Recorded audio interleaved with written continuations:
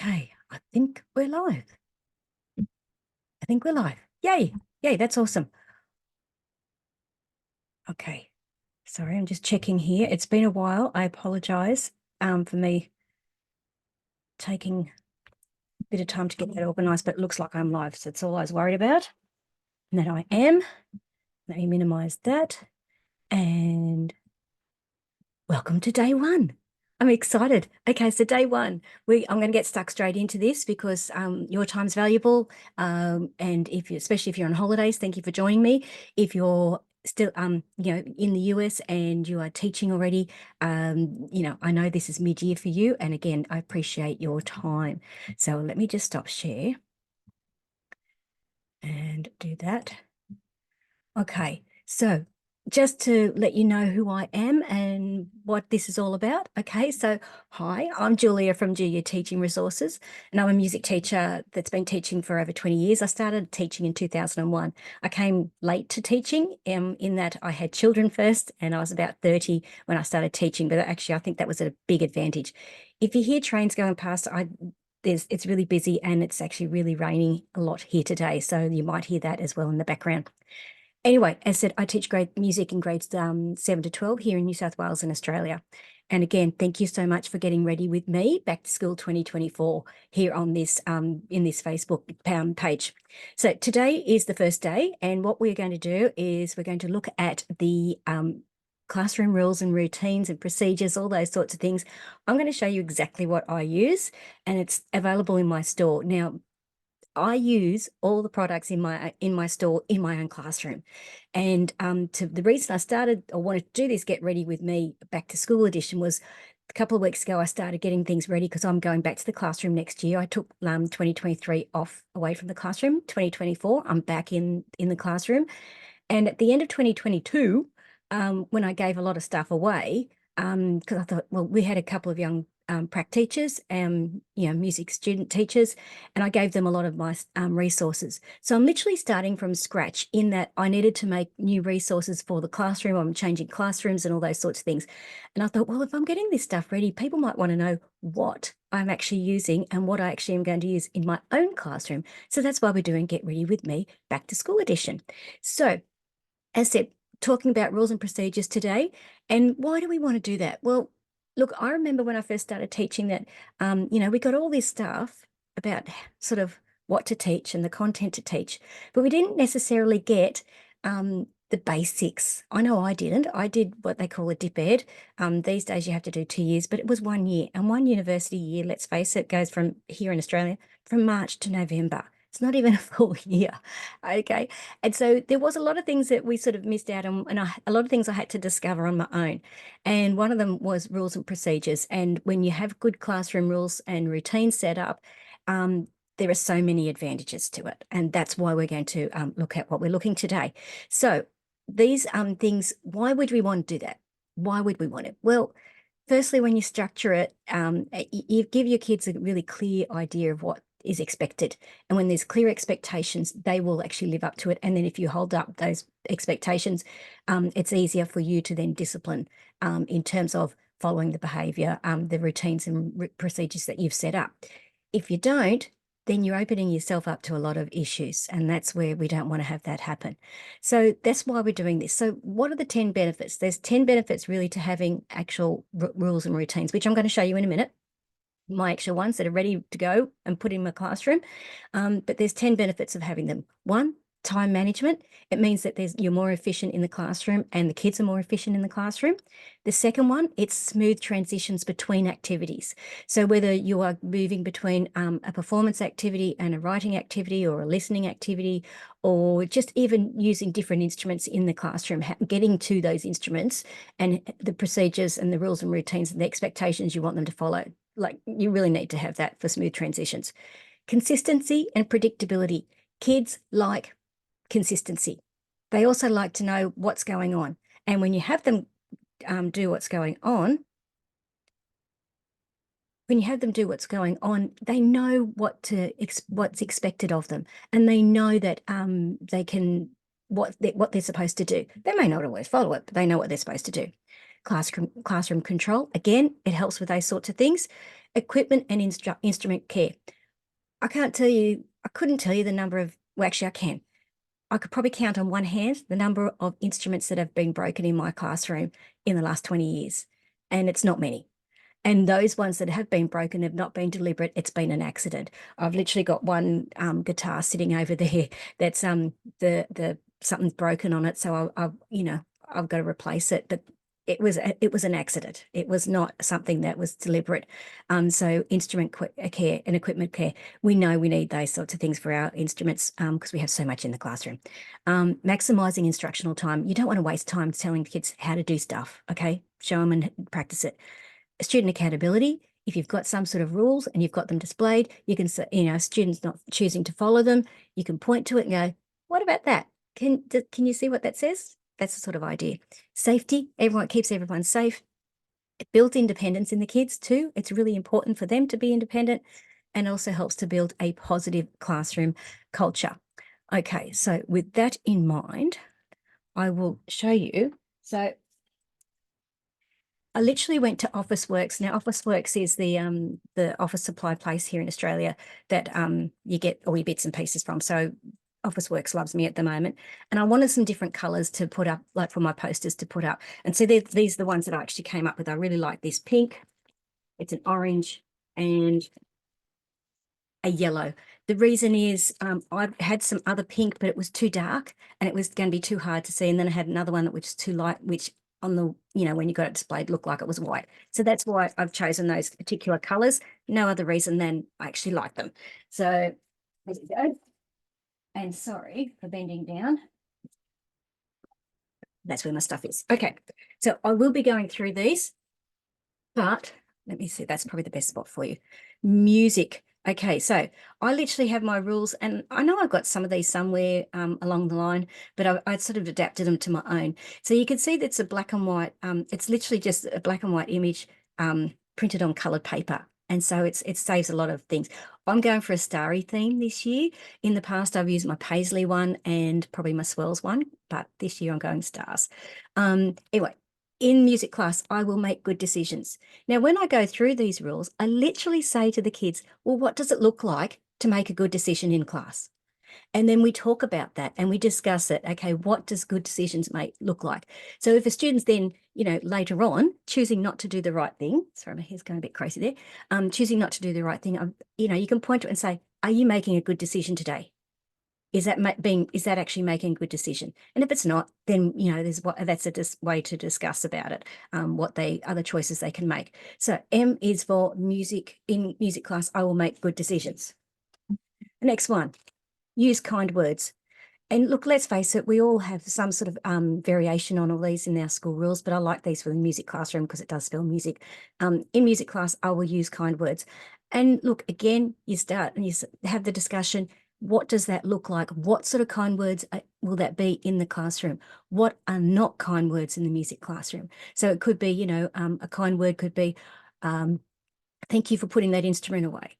Thank you for, from me, thank you for putting that instrument away. Thank you for following directions. Thank you for doing those, what I've actually asked you to do. For another student, it might be, oh, wow, you sound like you played that really well. Or, however they want to say it, or thank you for helping me, whatever. So using kind words. And if they're actually being a bit mean, well, then again, that's another way to discuss what you could actually do and what the alternatives are. Okay, that's you. S. In music class, I will only speak, sing, or play when asked. Oh my goodness, do we all need this or what? How many times, and I learnt by mistake, I laugh every time. When I was student teaching, I teach high school, but I had my first prac I had to actually do in a primary school, and I was on the second grade class. And I made the mistake of giving them the instruments first. And then I was going to give them the instructions. Dumb move. Give them the instructions first, then the actual instruments, because once they've got the instruments in their hot little hands, they're not going to stop. They're going to keep playing. So, it's important to do this. But only in music class, I'll only speak, sing, or play when asked. Because as you know, in a music classroom, it is so noisy. It is so noisy, and we can't, you know, we need to be able to have some sort of way to do that. And you might sort of say to them, okay, in music class, I'll only speak, sing, or play when asked, and say, well, okay, when we're in the middle of playing an instrument, when you see me put up my hand and I'm going 5, 4, 3, 2, 1, that's the signal to stop, or whatever is your signal. It doesn't really matter. Okay, whatever is your signal. So that's for S. Okay. In music class, I will involve myself in all activities. Oh boy, this is a biggie. Again, what sort of activities? And this, in the beginning of the year, just having this discussion about what actually is the activities we'll be doing, or what actually are the activities we'll be doing, because kids, for me, mostly do not have any idea what it's going to be in a music classroom because they've never actually been in one. Most of our primary schools, they might have somebody that does a music lesson with them every now and again, but it's not necessarily consistent. So for me, my kids really haven't been in a music classroom. They've really got no idea what actually any of the instruments are or how they can be played, and what's the possibilities. But also, a lot of kids don't really want to involve themselves. They really don't want to. And it's that lack of participation, which I know, you know, a lot of people actually use that as part of their grading. I don't like to use it as grading, but I do put it in as a comment. But it will reflect if the kids don't participate in the lesson. Well, the thing is, they're not going to get the performance or composition or practical grades anyway, because they're not involving themselves. So all I want and all I expect is them to be actually involved in the lesson. And I always say to my kids, you don't have to be a great musician. I'm not looking here for wonderful musicians. There might be a wonderful musician in this classroom, but I don't know that. And you don't know unless you have a go. And that's why I do that one. Okay, next one is, last one is C. In music class, I will care for the equipment and the room. Oh boy, again, another biggie one. But in saying that, you have to teach routines on how to do that. Okay, so when you actually say you're doing ukulele, you might sort of go through them. And I literally, for every single instrument we go to play, I say, this is how we get them out. This is how we play them. This is what we do. This is how we put them away. And again, it's that care and equipment for the room. So whatever's actually in your classroom. So that's the 5 most ones. And I find that those ones don't actually complicate things. It covers everything. And if they're doing, let's face it, if they're following directions, if they're choosing to do the right thing, they're involving themselves, they're caring for the equipment, and only doing speaking, singing, or playing when you ask them, that's essentially what you want them to do. In that particular one, there are some other ones which I do like as well, which is these great musicians. Now, these aren't necessarily rules, but I'll just go through them quickly. Great musicians listen, adapt when performing with others, which we know we need to be able to do. Again, this is something to refer to when you're doing these any sort of activity. Great musicians listen to a wide selection of music, because let's face it, some kids don't like the music you select to listen to in class. Great musicians demonstrate musical skills when performing, so they actually do something musically, like in time would be nice. Okay, great musicians follow directions. Again, I just put these around the room. Great musicians set goals for rehearsal. That one's a biggie, especially for my grades 9, 10, 11, 12 classes. They set goals for rehearsal. It'd be nice if they actually did.